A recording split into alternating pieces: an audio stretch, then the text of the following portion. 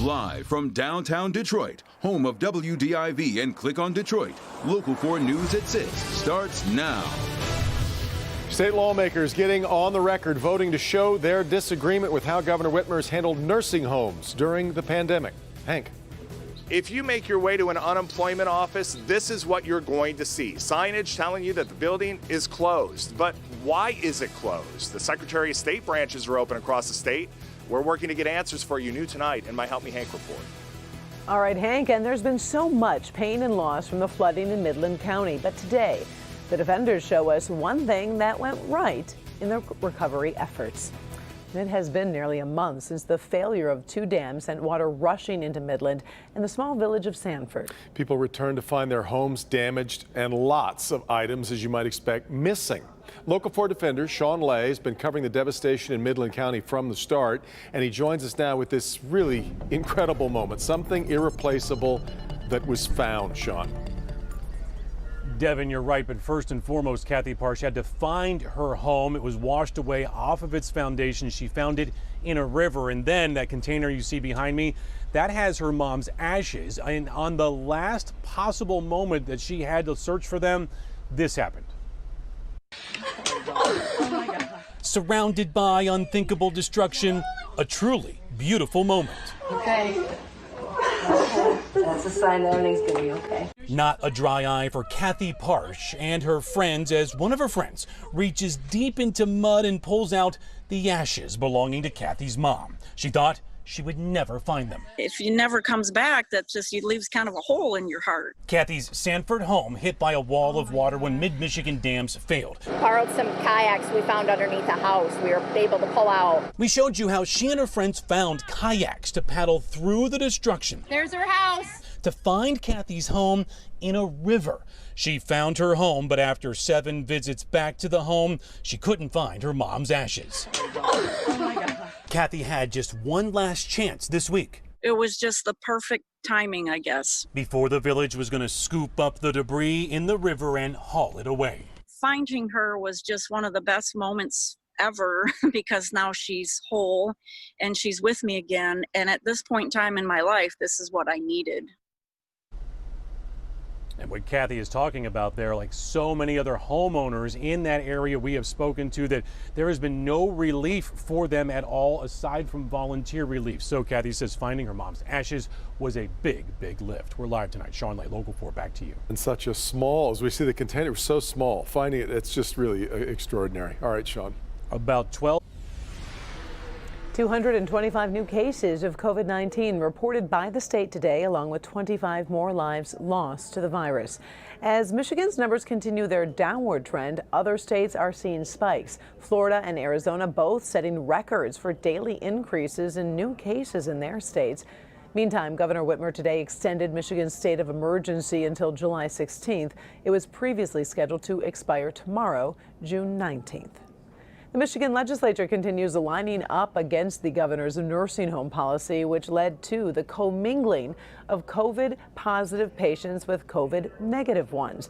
Local 4 business editor Rob Maloney is live this evening with today's developments in this ongoing, very heated issue. Rod. Yeah, Karen, you know, they're getting very vocal in Lansing. Both the House and the Senate passed resolutions today criticizing the governor's policy, but then a Senate Oversight Committee went to work, started hearing testimony, and the first person they heard from was Dr. Rebecca Cope from here in Macomb County. Cross-contamination between patients and healthcare providers is a significant risk. Dr. Cope asked to speak with the Senate Health Policy Committee because her mother is in a nursing facility, and she believes that very few facilities are capable of dealing with this kind of contagion. Currently, daily care for these residents is not by nurses, but personal care workers who are not sufficiently trained to provide care for highly contagious COVID-positive patients. The bill looks to end regional hubs, preventing COVID-positive patients from entering nursing homes. Democratic State Senator Curtis Hertel wanted it made clear the governor's policy did not mandate taking these patients. The head of the nursing home industry in the state said that they were never forced to take patients. The chair of the Oversight Committee, who did investigations into this said that exact same thing. The state did pay $5,000 per patient, though. State Senator Ruth Johnson decried what she says is the nation's highest death rate that happened in Livonia because homes there took in these patients. I think any society can truly be judged on how they treat their most vulnerable. And the statistics in Southeast Michigan, I think, only emphasize the need for this bill. Now, the governor, on her part, is saying that she doesn't think the bill does anything at all other than put up a prohibition, and the problem of what you do with these patients is an ongoing problem that is part of the reason why she has the policy. In the first place, she is against this bill. Reporting live, Rod Maloney, Local 4. All right, Rod, now a Local 4 update. The Michigan Supreme Court has suspended 2 judges. Judge David Parrott is a district court judge in Romulus. He's suspended after being charged back in February with assaulting a woman at his home. Judge Khalilah Davis works in the 36th District Court in Detroit, and she's accused of using her cell phone to record hearings, even posting some of them on the internet. So both judges right now suspended, though with pay. We've had a day of temperatures in the mid-80s, pretty tolerable humidity, I think. So it seems like a case of enjoy this while you can. Isn't that the case, Ben?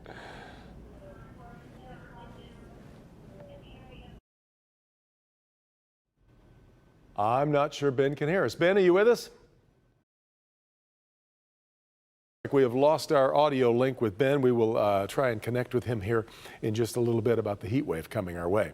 Meanwhile, Vice President Mike Pence headed back to the nation's capital after spending the day touring Macomb County. Air Force 2 touched down around 11:30 this morning at Selfridge Air Base. Pence, accompanied by Republican Senate candidate John James. Vice President had lunch at Engine House in Mount Clemens, took a tour of the Chartem Gear Company in Sterling Heights. He says the nation is rebounding from what has been a tough time for the country, dealing, of course, with the pandemic. We came together, and we're moving forward.